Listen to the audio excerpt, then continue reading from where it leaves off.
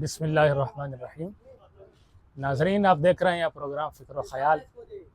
آج ہمارے ساتھ ہمارے پروگرام میں گیسٹ PhD ڈاکٹر ہیں اور مرثیہ کے حوالے سے انہوں نے PhD کا تھیسس کیا۔ سلام نگاری کا مجموعہ ان کا آ چکا ہے۔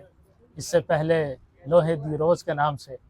ان کا شعری مجموعہ جو غزلیات پر مشتمل تھا وہ بھی آ چکا ہے۔ شاعری، تحقیق، تنقید ان کے مطالعات ہیں اور تحقیق و تنقیدی حوالے سے تقریباً 100 کے قریب ان کے آرٹیکلز مختلف رسائل، مختلف جرائد میں ملک اور ملک کے باہر دونوں سطحوں پر تحقیقی اور تنقیدی کام ان کا سامنے آ چکا ہے۔ ہم دیکھتے ہیں کہ ہمارے ہاں مشاعروں میں سلام کا جو کلچر تھا، جو منظومات اور نظمیے جو مشاعرے تھے جن کو ہم مناظمے بھی کہا جاتا تھا، ایسے مناظمے جو سلام کے حوالے سے ہوں، ان کا کلچر یہاں پر محرم کے حوالے سے محرم کے ماہ میں دیکھنے میں آتا ہے۔ محرم، صفر، ربیع الاول، یہ وہ مہینے ہیں جب سلام زیادہ ہمارے ہاں پڑھا جاتا ہے۔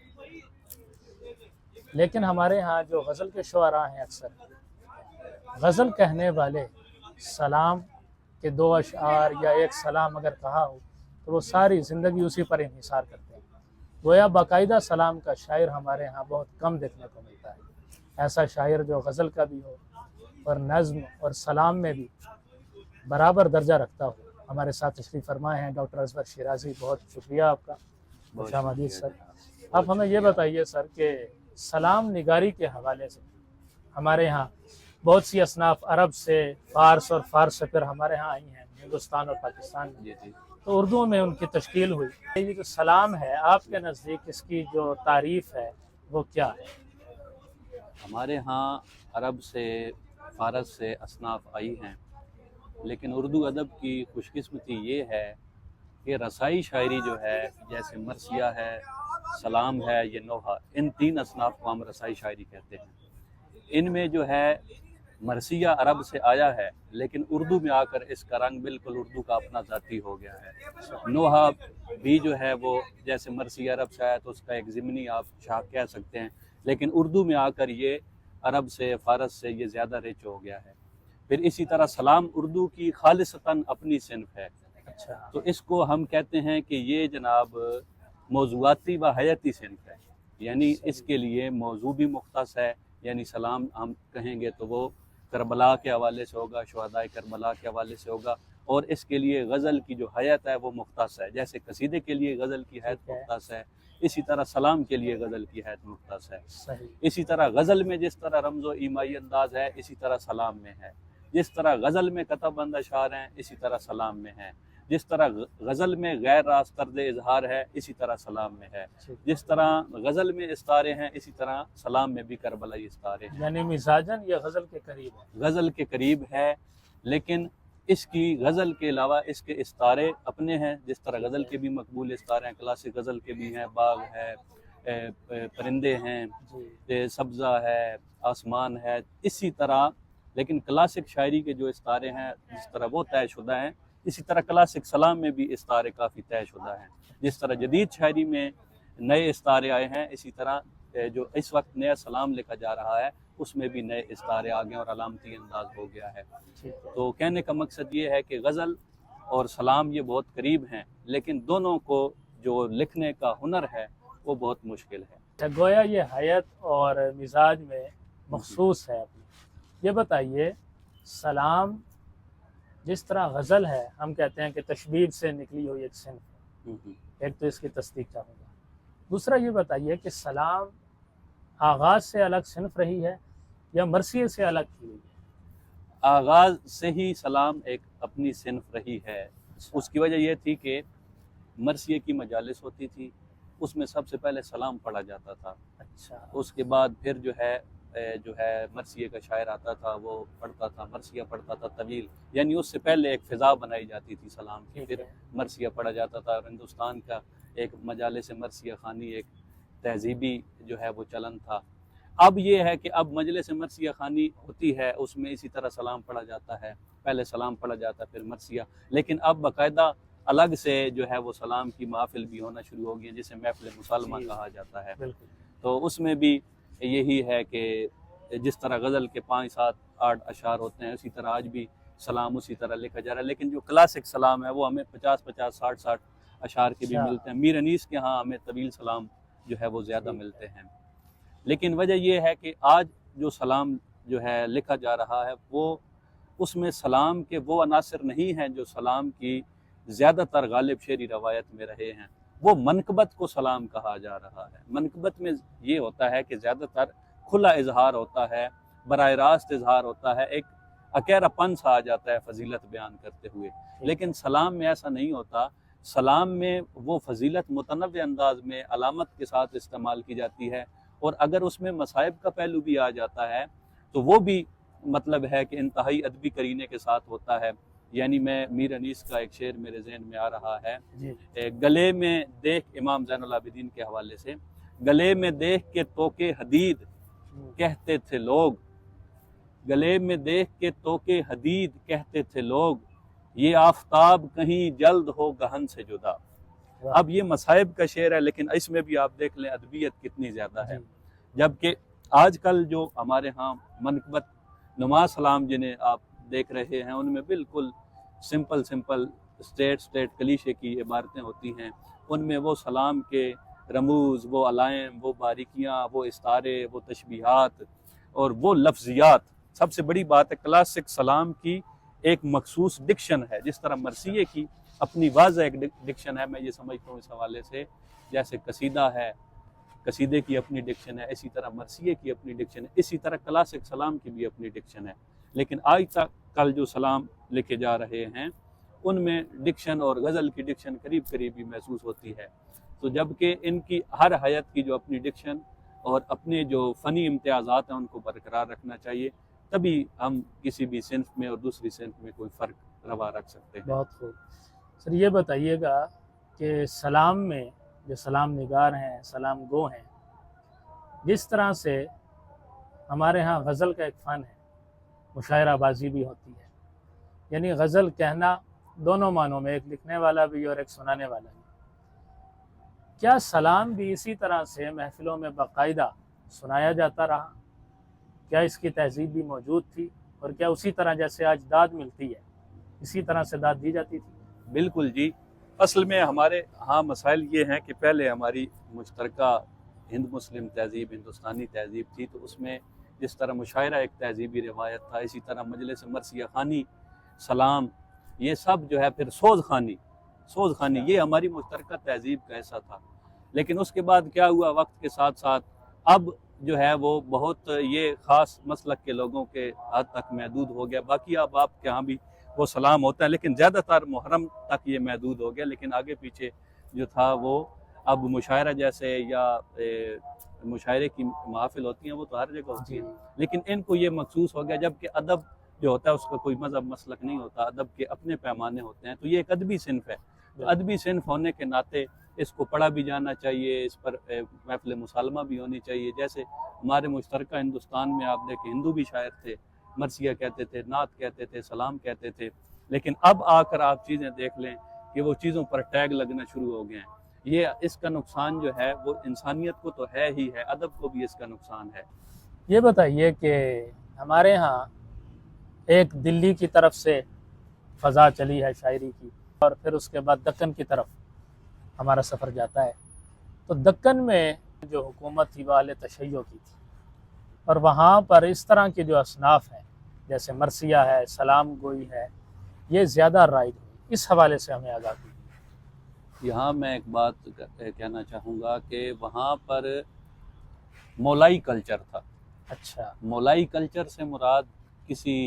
مسلک کی اجارہ داری نہیں ہے۔ ٹھیک ہے۔ مولائی طبیعت ایک مزاج ہے، مطلب ہے کہ اس کے لیے کسی مذہب کی، کسی مسلک کی، کسی عقیدے کی قید نہیں ہے۔ جس طرح چھنو لال دلگیر ہندو تھے لیکن مولائی مزاج تھا،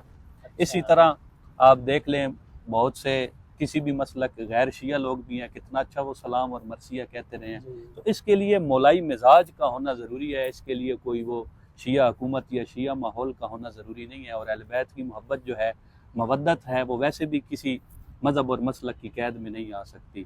باقی آپ نے جو پوچھا، مرثیے کا آغاز بھی دکن سے ہے، سلام کا آغاز بھی دکن سے ہے، لیکن فرق صرف یہ ہے کہ ابتدا میں جو سلام لکھے گئے جس میں زیادہ تر آپ دیکھیں گے السلام علیکہ السلام علیکہ یہ شروع میں آتا تھا، اور اس میں زیادہ تر تحسین کا انداز ہوتا تھا، یعنی اے امام پاک آپ کا شکریہ، آپ نے دین بچایا، آپ نے دین کے لیے قربانیاں دی، آپ نے اسلام کا بول بالا کیا، تو یہ ایک انداز ملتا تھا۔ لیکن جب سلام آ جاتا ہے لکھنؤ میں تو اس میں مجرئی ادب کے طور پر یا مخاطب کے انداز میں ایک لفظ استعمال ہونا شروع ہو گیا۔ لکھنؤ میں آ کر جو سلام ہے اس میں مزید وسعت آ گئی، اس میں صرف تحسین نہیں رہی، اس میں مصائب بھی آ گیا، اس میں قطع بند اشعار بھی آ گئے، اس میں طوالت بھی آ گئی، اس میں تشبیہات، استعارات، کنائے، ڈکشن، پھر میدان کربلا کے کرداروں کے نام آ گئے، لشکر یزید کے کرداروں کے نام آ گئے، سامان جنگ آ گئے، پھولوں کا ذکر آ گیا، یعنی سلام آ کے رچ جو ہے وہ ہمیں لکھنؤ میں ملتا ہے آ کر، جسے ہم کلاسک سلام کہتے ہیں۔ اور یوں یہ مرثیہ کے قریب ہوتا بھی نظر آتا ہے۔ وہی اس میں وہی رہا ہے کہ اس کا ہر شعر ایک اپنا مکمل نظم ہے، جس طرح غزل میں ہر شعر ایک مکمل موضوع رکھتا ہے، اسی طرح سلام میں بھی ہے۔ لیکن کمال یہ ہوا کہ وہ موضوع جو مرثیے میں اتنی وضاحت کے ساتھ آتا تھا، وہ شعراء نے اس کا نچوڑ ایک شعر میں پیش کرنا شروع کر دیا، اور اس کا تاثر بھی، جیسے میں ابھی آپ کو ایک شعر سنا دیتا ہوں۔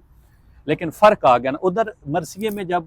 کوئی بیان آتا ہے تو وہ اس کے جز کے تعلی کا شعر ہے تو تعلی کے ذیل میں ہو جائے گا، رجز ہے تو رجز کے ذیل میں ہو جائے گا، اس کے علاوہ دعا ہے، بین ہے تو اس کے ذیل۔ لیکن یہاں پر جو آتا ہے تو اس کے ہاں ہمیں صنعتوں کا برتاؤ جو ہے وہ شعری فکر زیادہ نظر، ایک تو حقیقی فکر ہوتی ہے نا، ایک شعر میں شعری فکر بھی ہوتی ہے، جیسے سرے حسین گیا شام میں بوقت سحر، ہوا یہ شور کے نیزے پہ آفتاب آیا، میر انیس کے سلام کا، یعنی مصائب میں بھی، دکھ میں بھی فضیلت کا پہلو بھی ہے اور ادبی رنگ بھی ہے، اس نے تعلیل اس میں ہمارے ہاں بہت زیادہ نظر آتا ہے، تو یہ چیز آ جاتی ہے۔ لیکن جب سلام لکھنؤ کے بعد پھر آگے ترقی پسند تحریک آتی ہے، انقلاب آتے ہیں، تقسیم آتی ہے، تو اس میں جو ہے وہ عصری صورتحال بھی شامل ہونا شروع۔ کلاسک سلام میں جو عصری صورتحال ہے وہ اتنی واضح نہیں ہے جتنی جدید مطلب ہے دور میں۔ جدید سے مراد یہ ہے کہ بعد میں آنے والا سلام، لیکن اس نے حیت کے طور پر وہ کوئی جدید نہیں ہوا، زبان تھوڑی سی سادہ ہوئی، لیکن پھر بھی وہ کلاسک شاعری سے یا ادبی رنگ سے قریب ہی رہا ہے۔ اب جیسے آج کل جیسے سلام مثال کے طور پر لکھے گئے پاکستان بننے کے بعد، اس میں ترقی پسند عناصر آ گئے، ظالم کو للکارنا، امام حسین کے کردار، سیاسی رنگ آ گیا، لیکن پھر بھی جس طرح مرثیے نے کوئی نیا حیاتی تجربہ قبول نہیں کیا، غزل ہوئے اگرچہ تجربے، جیسے مرثیے میں بھی تیسرا مصرع قافیے سے خارج کر دیا گیا، لیکن کیا ہوا، وہ اپنی حیت سے روگردانی نہیں ہوئی۔ اسی طرح اب بھی سلام جو ہے وہ زیادہ تر اسی رنگ میں لکھا جاتا ہے جس طرح اساتذہ نے لکھا ہے۔ تو اساتذہ کے ہاں جو سلام میں سب سے بڑی ندرت نظر آتی ہے وہ نئی زمینوں کو تلاش کرنا ہے۔ آج کل آپ دیکھ لیں کہ خاص طرح کی زمینیں چل رہی ہوتی ہیں، اسی پر زیادہ شعراء اساتذہ کے ہاں کلاسک غزل میں بھی ملتا ہے،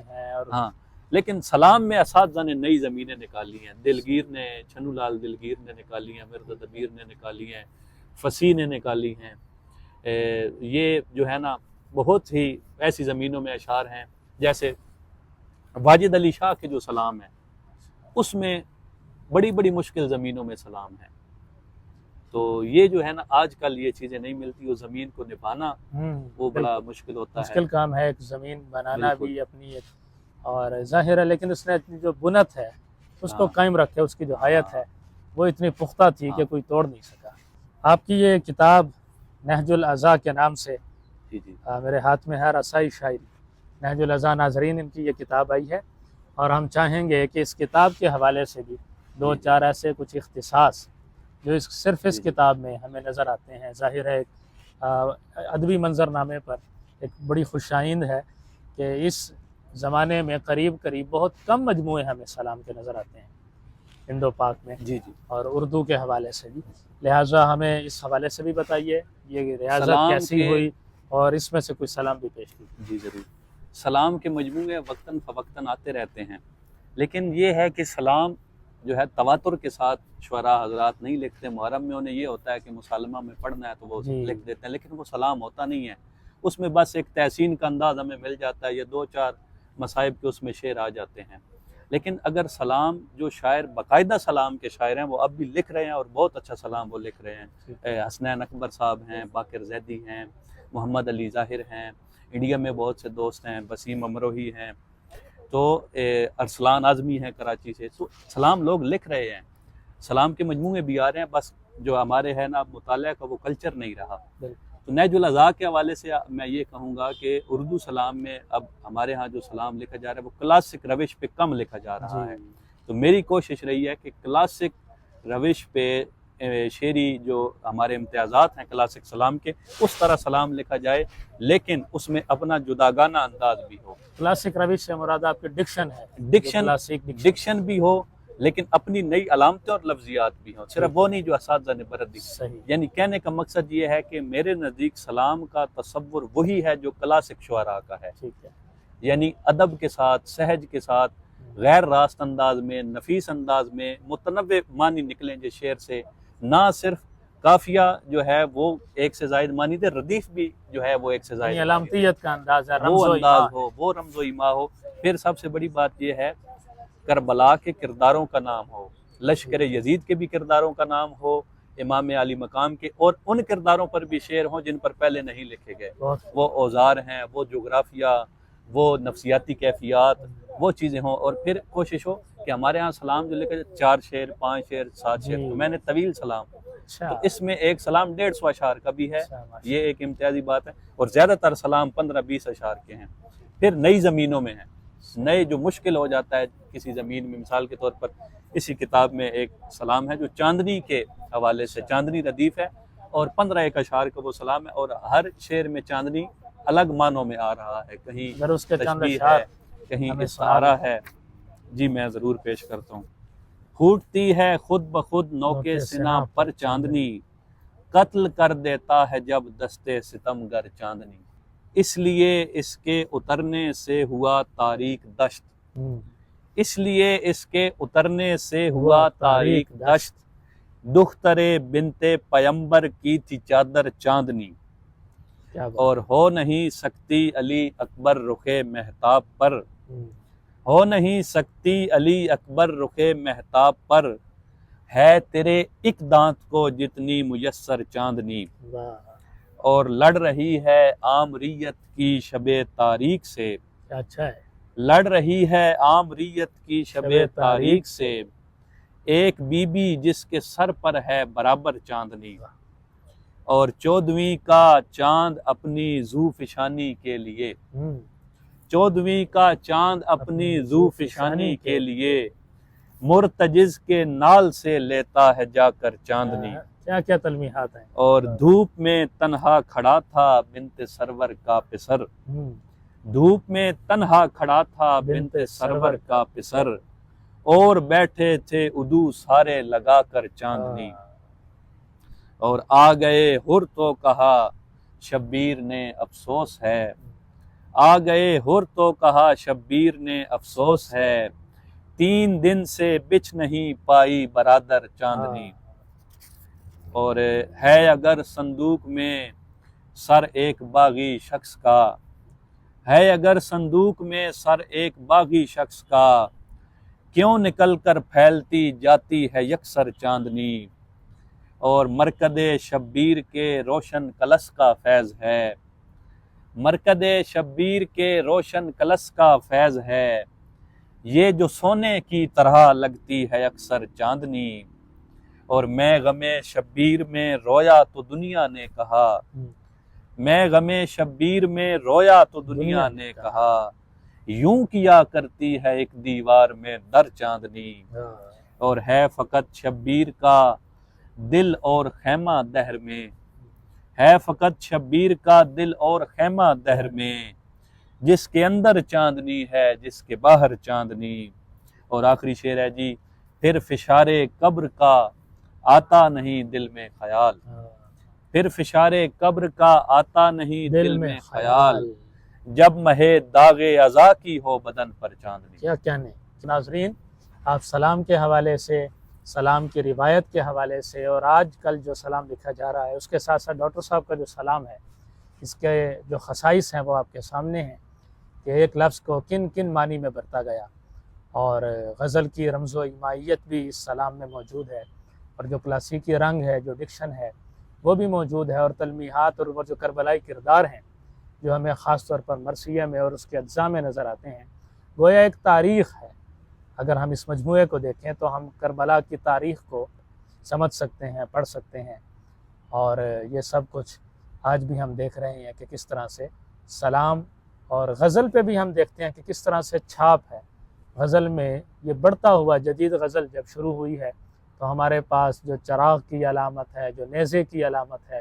وہ وہی علامات ہیں جو سلام کی اور مرثیہ کی فضا تھی، وہ غزل پر اس کی چھاپ ہوئی، اور اس پر بہت سے مقالات لکھے گئے، بہت سے تحقیقی کام ہوئے، اور یہ بڑھتا ہی چلا جا رہا ہے۔